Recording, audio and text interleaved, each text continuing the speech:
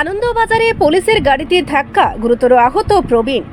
ধর্মনগর মহকুমা আনন্দবাজার এলাকার তিলথই রোডে শুক্রবার রাত 8:30টার দিকে ঘটে গেল এক মর্মান্তিক দুর্ঘটনা। অন্ধকারে দাঁড়িয়ে থাকা একটি পুলিশের গাড়ি দেখতে না পেয়ে বাইসাইকেল আরোহী বাবুল দেবনাথ রাজনগর কলোনির বাসিন্দা সজোরে ধাক্কা খান। এতে তার মাথায় গুরুতর আঘাত লাগে এবং তিনি মাটিতে লুটিয়ে পড়েন। ঘটনার সময় ওই পুলিশ গাড়িতে উপস্থিত অফিসাররা অন্য একটি দুর্ঘটনার তদন্ত করছিলেন। ঘটনার পরপরই তারা ধর্মনগর ফায়ার সার্ভিসকে খবর দেন।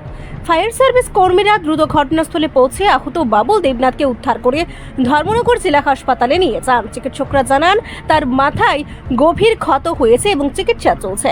পুলিশের গাড়িটির নম্বর TR02A1051। ঘটনাস্থলে সংবাদ সংগ্রহে পৌঁছালেন গাড়ির চালক সাংবাদিকদের প্রতি দুর্ব্যবহার করেন বলে অভিযোগ উঠেছে। এই ঘটনায় এলাকায় ক্ষোভ ছড়িয়েছে। স্থানীয়দের মতে অন্ধকারে দাঁড়িয়ে থাকা পুলিশের গাড়ির কারণে এমন দুর্ঘটনা ঘটেছে যা এড়ানো যেত যদি যথাযথ সতর্কতা নেওয়া হতো। সব মিলিয়ে ঘটনাটি প্রশাসনের ভূমিকা নিয়ে প্রশ্ন তুলেছে। আহত বাবুল দেবনাথের চিকিৎসা চলছে এবং এলাকাবাসী দোষীদের বিরুদ্ধে ব্যবস্থা নেওয়ার দাবি জানিয়েছেন। আনন্দবাজার থেকে তিলথই যাওয়ার রাস্তায় একজন লোক, বয়স্ক লোক, উনি বাইসাইকেল নিয়ে বাড়িতে যাচ্ছিলেন আর কি। আর একটা থামানো পুলিশের গাড়ি ছিল। ওই পুলিশের গাড়িটা উনি দেখতে পাননি, উনি পুলিশের গাড়ির সঙ্গে সংঘর্ষ হয়ে যায়। তো সংঘর্ষের পরে ওনার মাথার মধ্যে একটু মাথাটা ফেটেছে। আমরা ওনাকে রেস্কিউ করে ধর্মনগর হাসপাতাল দিয়ে এসেছি। ওনার নাম বাবুল দেবনাথ, বয়স 67।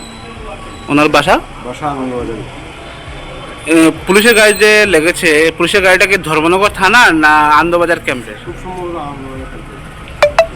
আচ্ছা, নিয়মে আপনাদের এখানে তো গভর্নমেন্টের রুল আছে যে থানার গাড়ির সাথে বা অ্যাম্বুলেন্সের সাথে যদি বা ফায়ার সার্ভিসের সাথে যদি লাগে ওরা নিয়ে যাবে, ঠিক আছে না? তো ওরা কি নিয়ে আসেনি? না, ওরা নিয়ে আসেনি। রিপোর্ট সংবাদ প্রতীক্ষা।